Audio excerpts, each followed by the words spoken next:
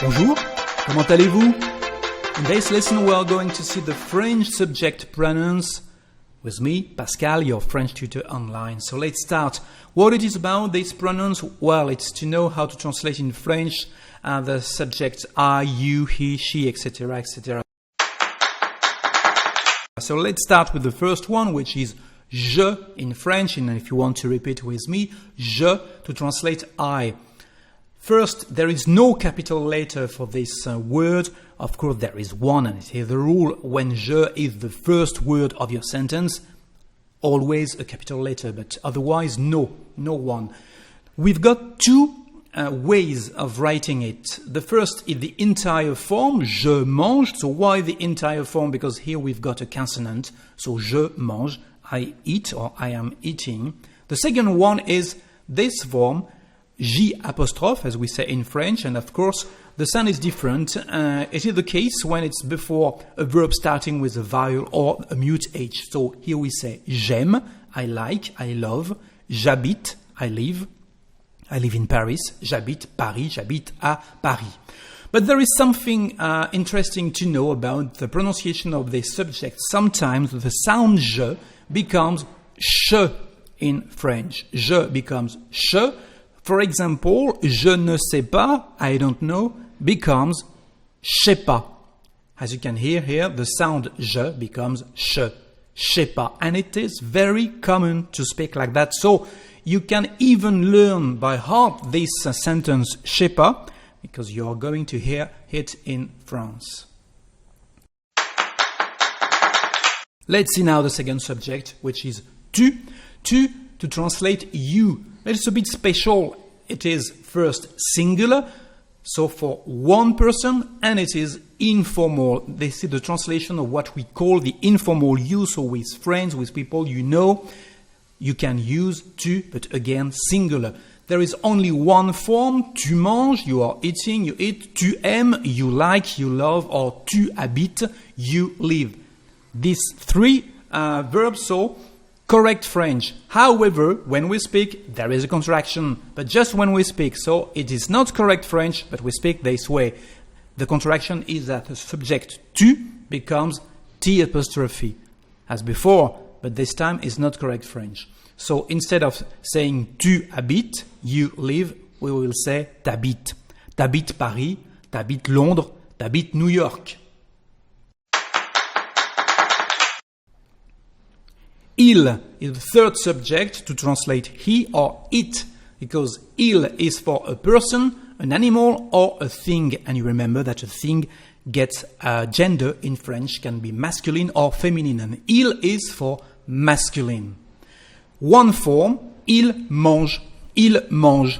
But because of our consonant here at the end of the subject, we are going to have a liaison. So how to pronounce he likes and he lives? Well, this liaison is this way. The subject il with the letter L become the sound I. So what about the L? So let's see what we do with the L. Because the pronunciation of il aime actually is il aime. As you can see, the last letter of our subject become the first letter of the verb, just when you speak. So it's our liaison here. Il aime, il aime. Another example is to live. Il habite, il habite. Il habite Paris, il habite New York, il habite.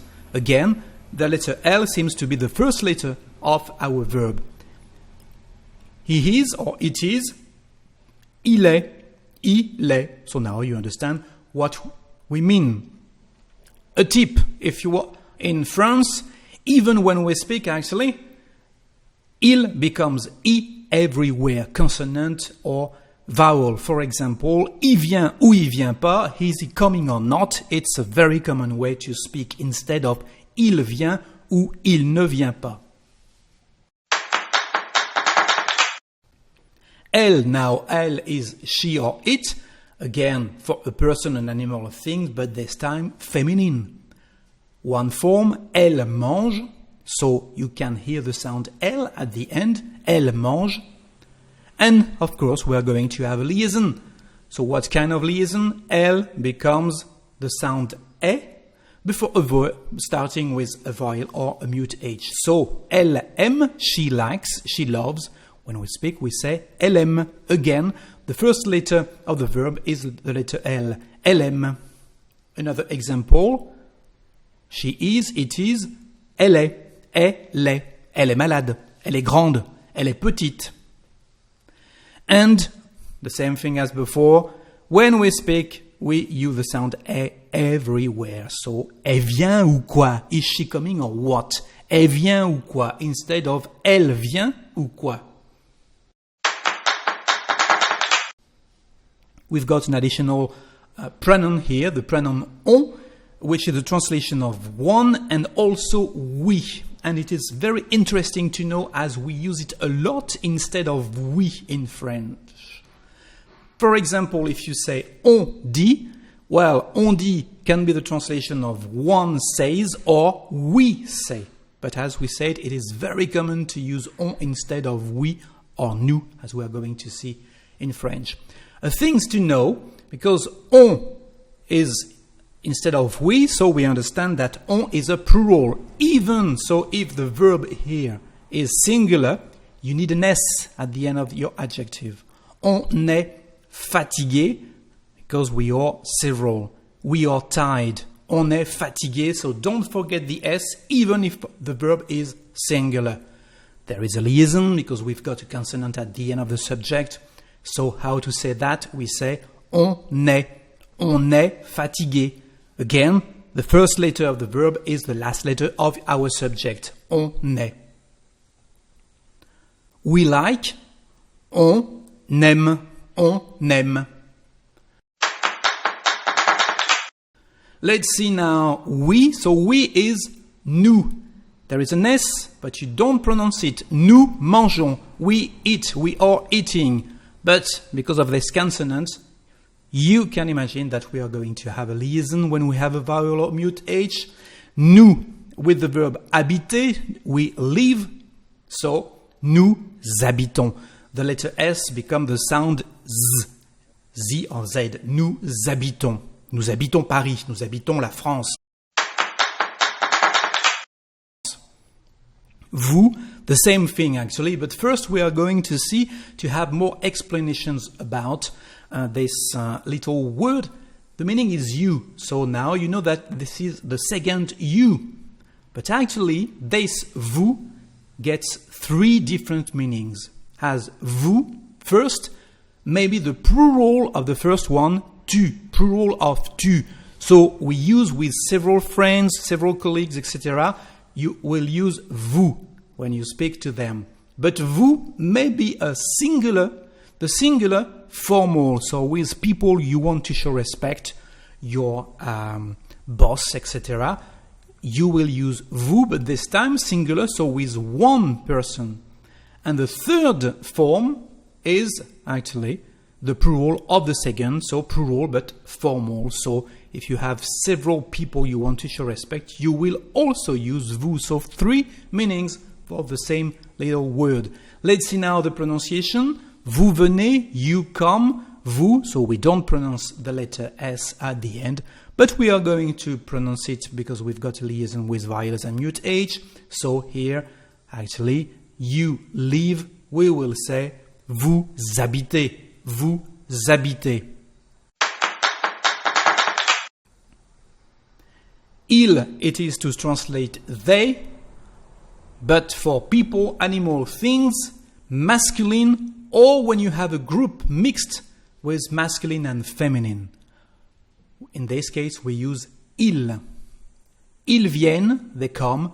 Ils mangent, they eat. Well, the first one is not difficult when you hear it.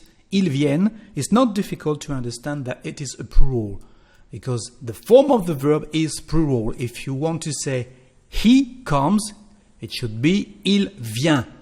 Nothing to do with ils viennent. So here we can understand. But the second form is difficult. You don't know actually, you can't tell with no context. Because il mange, the pronunciation, as you don't pronounce here the letter S and you don't pronounce the end, can be he is eating or they are eating. Il mange. You need the context to understand that it is plural. Well, we've got an S here, so, of course, we are going to have a liaison.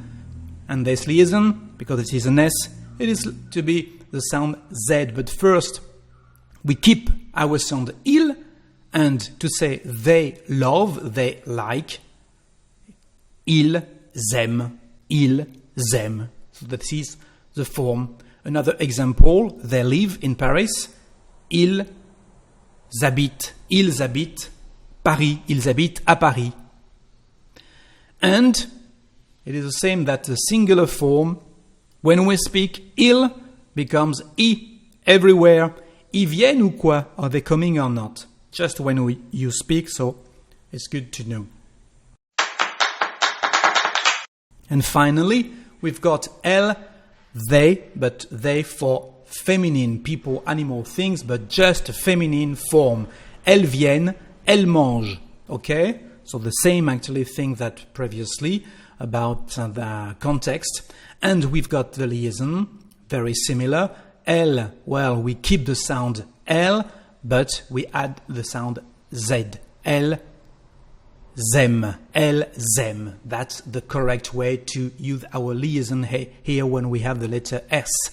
And similar way, when we speak, Elle becomes E everywhere, even if we've got a consonant afterwards. Elles viennent ou quoi? Are they coming or not? Elles viennent ou quoi? So you need to practice now, especially the pronunciation. It's not too difficult to understand the subjects, the meaning of them, but the pronunciation, well, maybe have some difficulties. So you have to practice to remember the liaisons of all these subjects, because now, well, c'est fini. Alors, au revoir et bon français.